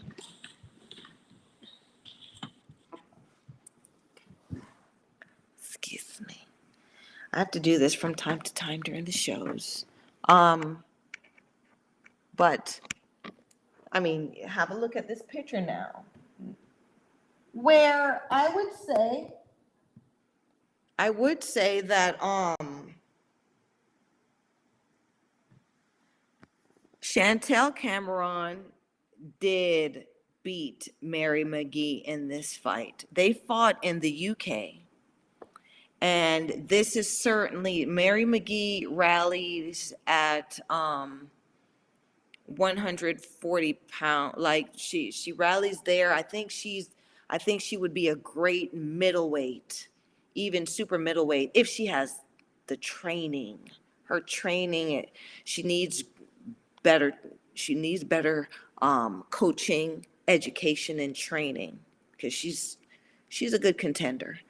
And Chantel Cameron just, y'all know she just won undisputed 140 pounds junior welterweight, right? So she was able to get her membership high enough where she is a powerful member, or she can generate, they believe that she can generate enough money to pay all of their membership fees, right? That's why she has all these belts.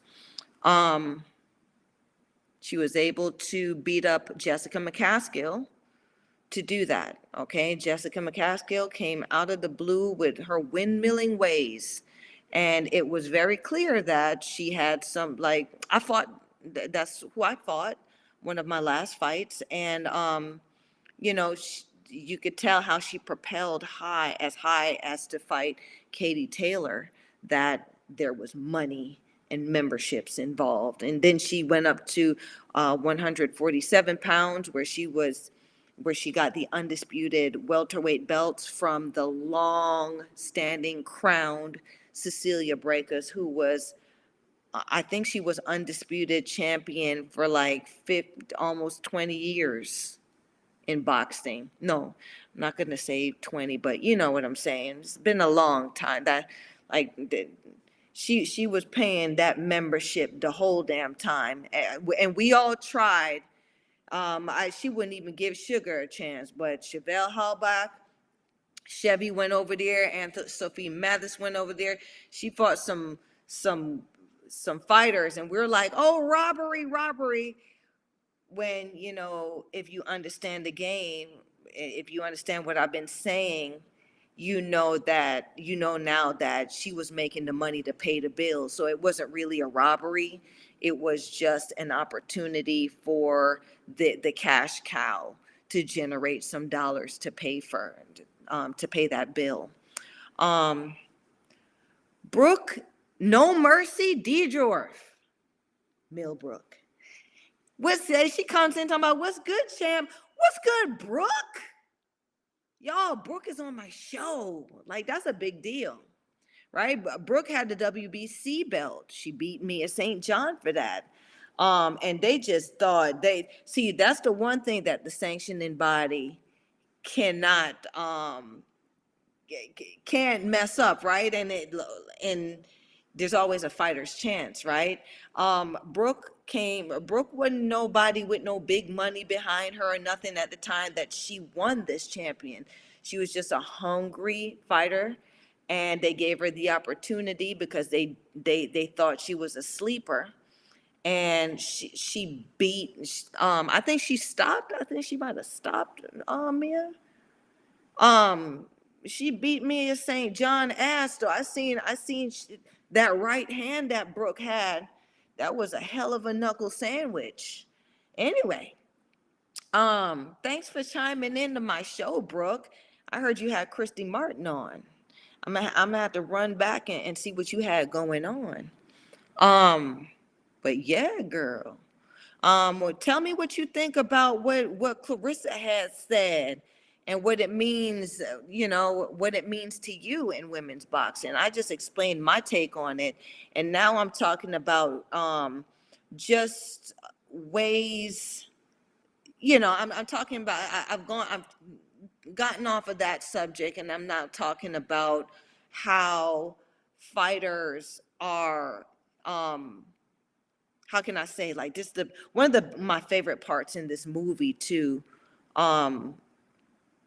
is that Russell Crowe Gladiator with Russell Crowe in it around the end when like Russell Crowe's whooping every ass in Rome, like ever on his way to Rome, and now he's in the big Parthenon, and the prince, because everybody messed with everybody, Russell Crowe, the gladiator, is the people's champion. Like, they come to see him. He's starting to get more power, and people want to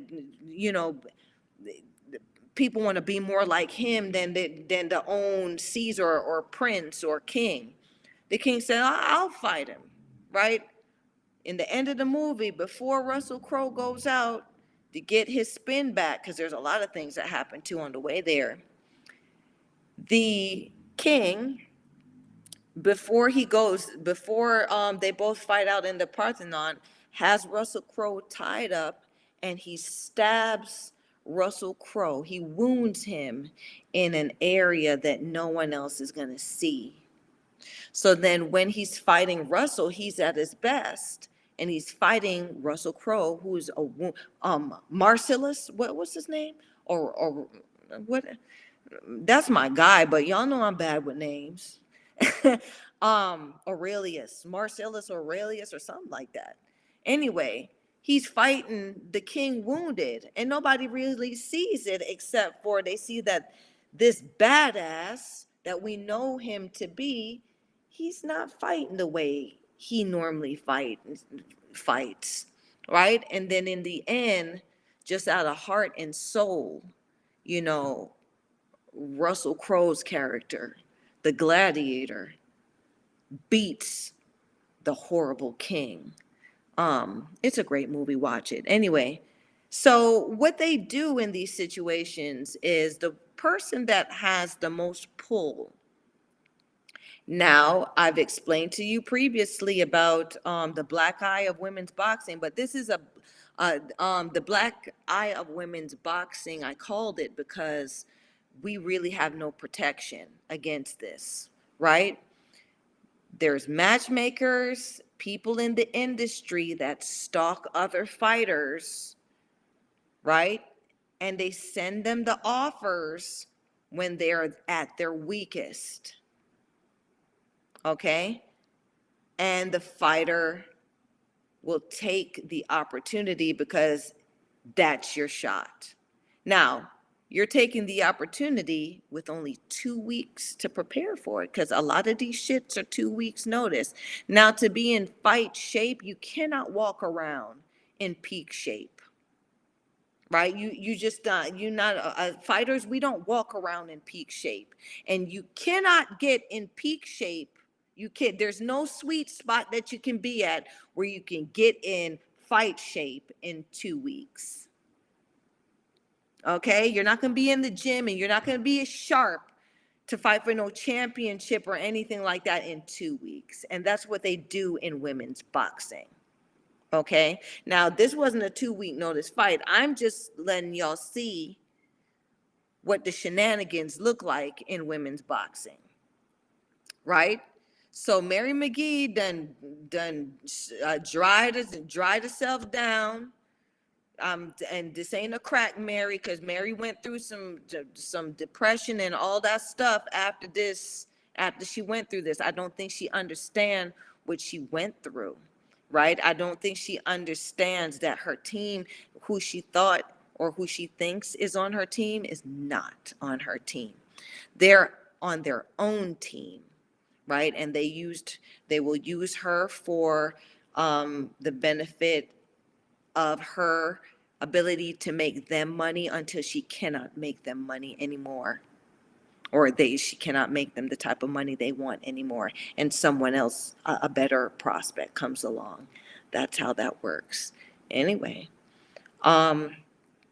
face sucked in. She looked like Michael Jackson off of Thriller. Okay.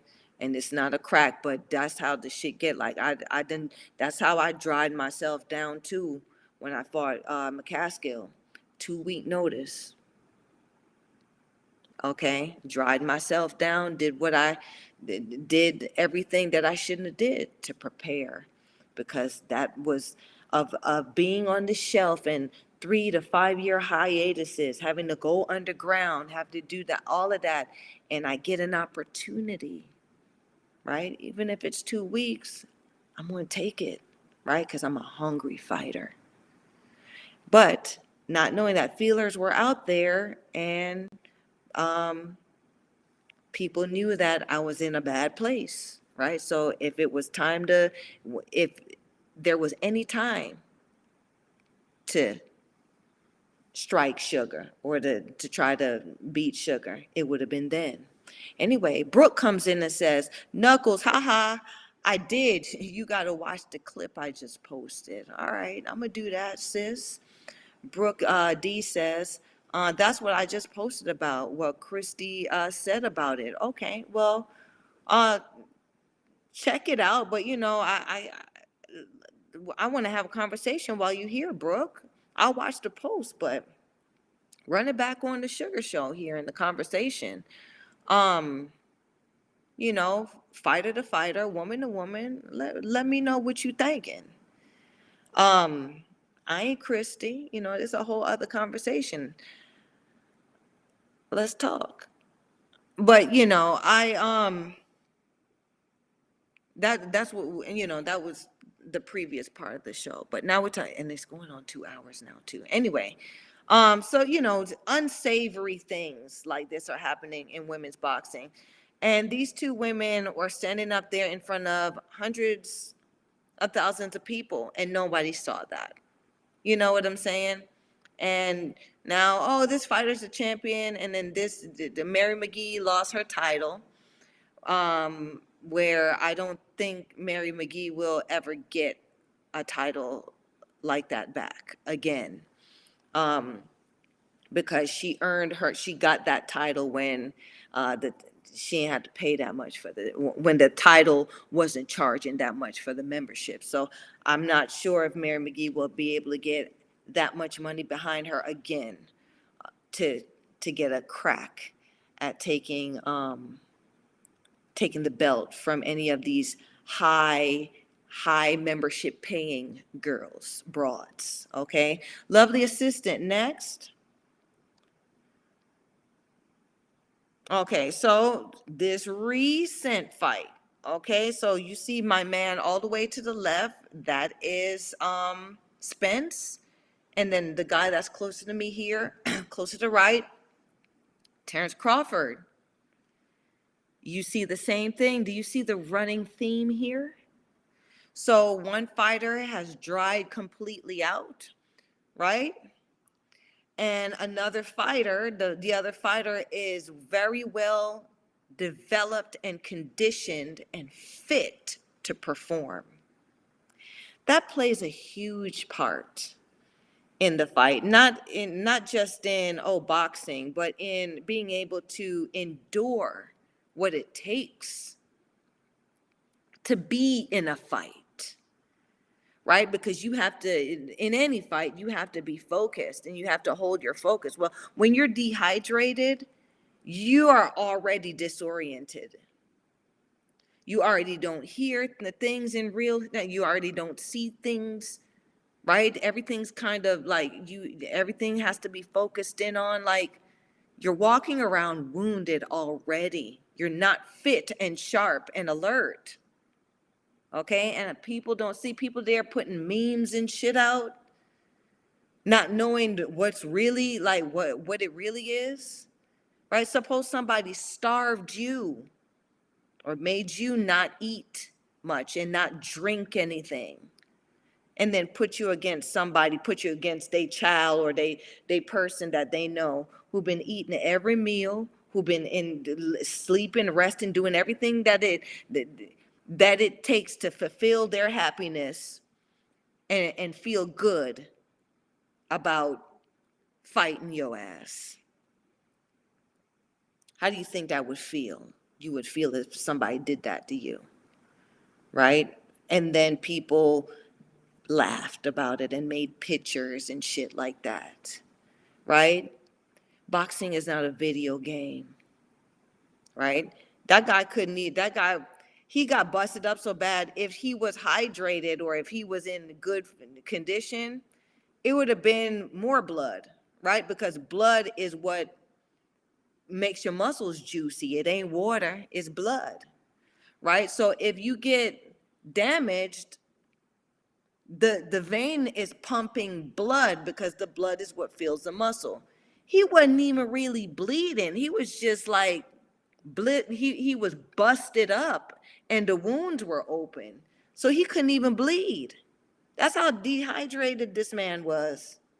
I don't give a shit about no rehydration clause. The body don't work like that, right? Because if it did, you could say, oh, I won't have lunch today and lose weight. It doesn't happen like that. Brooke comes back in and says, I think it's ridiculous. And women can't beat another elite male. The strength of a man will prevail always. Now a man that's not experienced is another story. You know what, Brooke? Like I said, I don't give a shit if the man is experienced or not. It's the inexperienced are the worst ones, right? Because they just trying to hurt you. They just trying to show that they're stronger and they'll hurt you. They're not trying to box, right? So it ain't easy to fight somebody like that or to spar somebody like that. Brooke, I know you done got in there with some of those male types.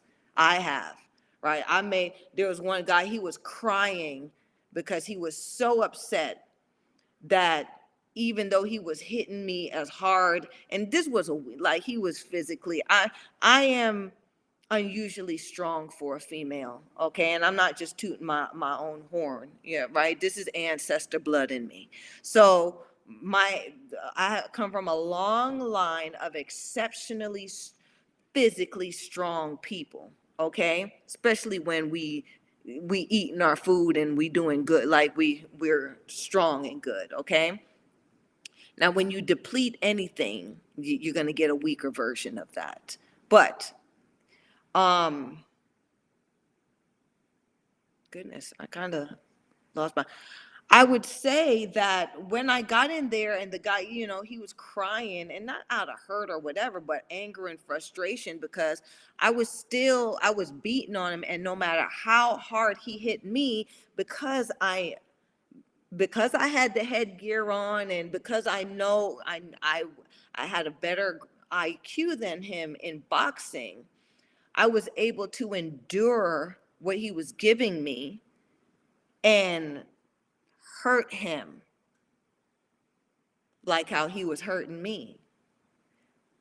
The fly in the ointment is Claressa ain't even hurting other bitches out here. So how she think she gonna hurt a you know what I'm saying, a John, a dude, right? How she think she ain't hurting no broad. How you gonna hurt a dude? That's what I'm talking about. It just don't make no sense. But like I said earlier, Brooke, I just think it's a publicity stunt. She got to pay for them belts. There's nobody around right now that, you know, can make a mega match with her to pay that bill. So she holding them off. And she'll put things out there. Her team has put that in her ear to possibly keep enough energy going towards her that she can still generate that kind of money, right? Because I mean, even if, like I said, even if they did it for charity, WBC and them, they got charities, so it would be for their charity. So they would bring that money into them. So going back to this, right? I take nothing, like Terrence Crawford is actually my favorite fighter of this time. Like before y'all knew about him, I've been, I've been read this fighter, like Maria Tim. His IQ is just there's a depth to his boxing IQ. I would say that he's a throwback and he's a dog. Okay, and I like it. I like that's the type of fighter I respect, and I should think that I am or was as a fighter. So I really, always been Team Crawford. I watched Spence when he came to Toronto fight. I forgot, it was a bigger card. I think, goodness, it was a huge card. What's my boy out of Montreal, the bad boy, the pimp? He was fighting. Was he fighting? I think he was fighting Floyd's guy.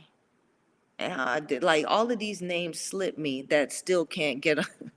He still can't get a like no ground for a title. What's this guy's name? He's from Netherlands. He's Floyd Mayweather. He fight for uh Mayweather Promotions. Goodness. Anyway, they made a big fight between those two guys, and um the Montreal guy remained the champion because Yvonne Michelle and them, they got money. Yeah. A box promotion, they got money. So they said we'll pay this bill.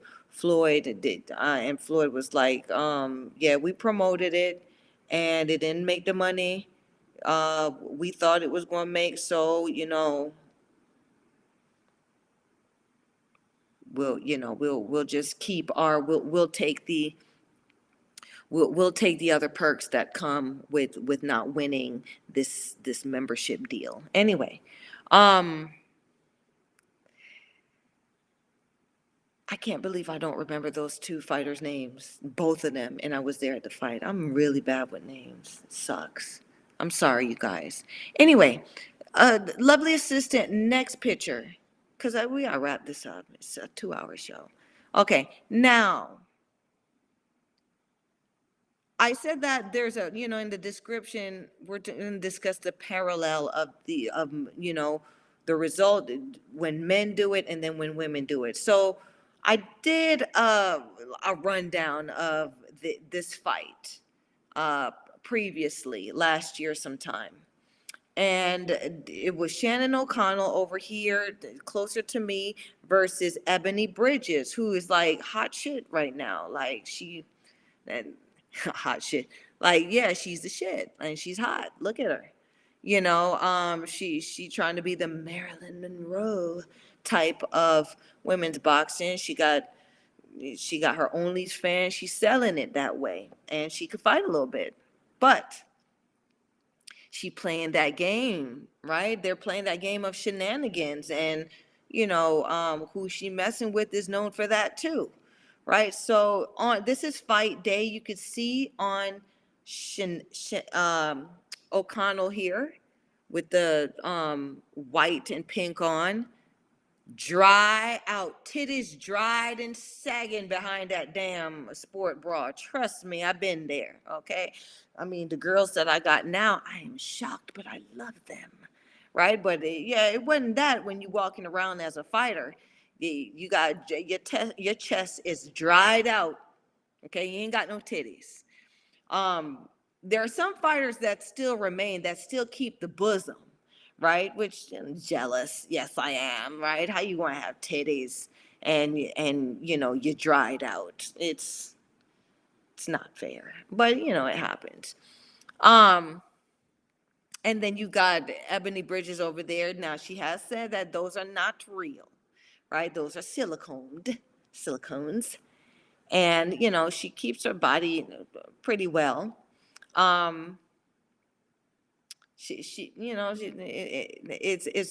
floating around that she may be on some Flintstone vitamins, especially by who she messing with. But I just dabble a little bit in gossip, just a little bit. But I'm telling you, that's what's out here. That's what's being said. Anyway, what we do know is what we see here, okay? One fighter has dried completely out, and one fighter is juicy and fit to perform. So this seems to be a going trend.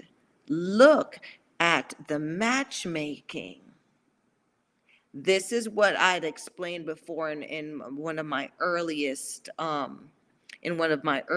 episodes, you guys.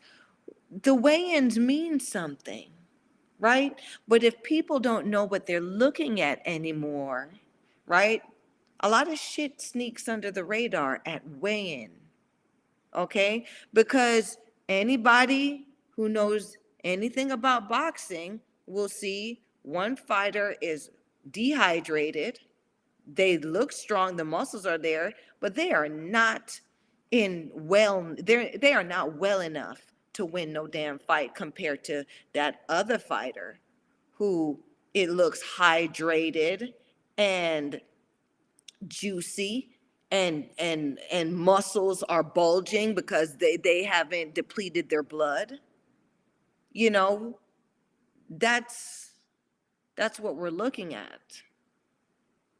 Right? So nobody back in the day, people could see that because they know about boxing.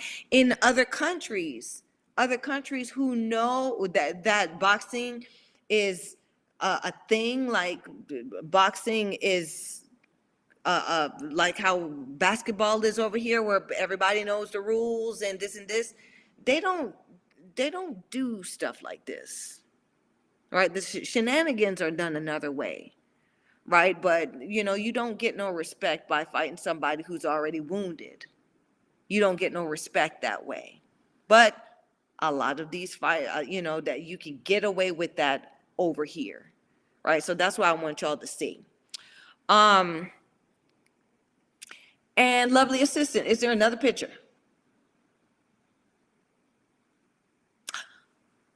Who is that? Who is that? So this is me, y'all, and this is me. I'm showing this picture because this is me at one of my best times. Okay, I was a crone at this time, but as you can very well see, and this ain't photoshopped or anything like that. Those are all my abs. You see my arms, you see the chest, you see the pecs on my chest. You know, I got the sport bra on, but you know, the titties, the titties done been worked off. Okay, so um that was me in my prime state, right? Nobody wanted to touch this sugar, right? So when I fought in this place, I was always able to, you know, hurt, knock out, deal with everything. But because now they understood the type of fighter I was, all the offers that I would get was where I had to deplete myself. I would have to be wounded to go into battle. And I took some of those chances and was successful, and took some of those chances and didn't come out with the win. Okay. Um, but I came out the whole thing with my faculties, and I just wanted to share this part with y'all. Because you know, I talk a lot of talk, right? And my videos are floating around, some good days at the office, some bad days at the office. But this sugar who's talking to you, I mean, this is a picture I didn't take. There was no Flintstone vitamins here. This was all work, okay? And that shit hurt, right? To get to this type of place is some hard work, okay? So, you know, you could tell it in Sugar's face, right? Ain't no hard jawline, ain't nothing in the forehead, ain't coming out, ain't nothing looking hard in that face, okay? So, you know what I'm saying? Sugar's all natural right there. Um, Unrefined, right?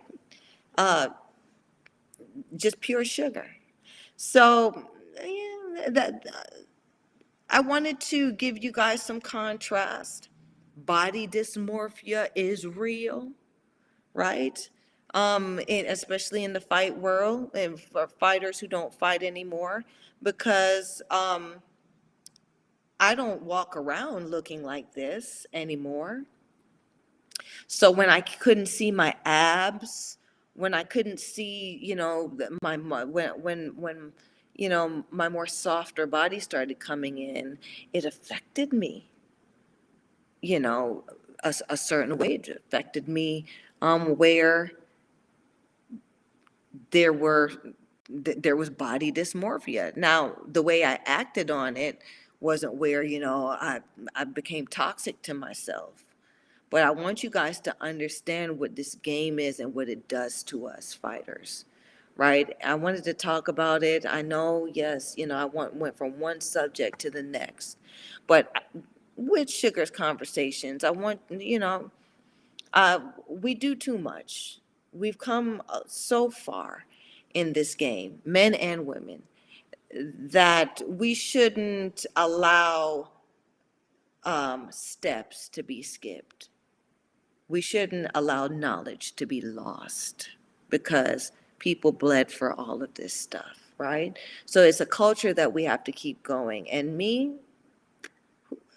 who'd have thought I'd become a teacher of it?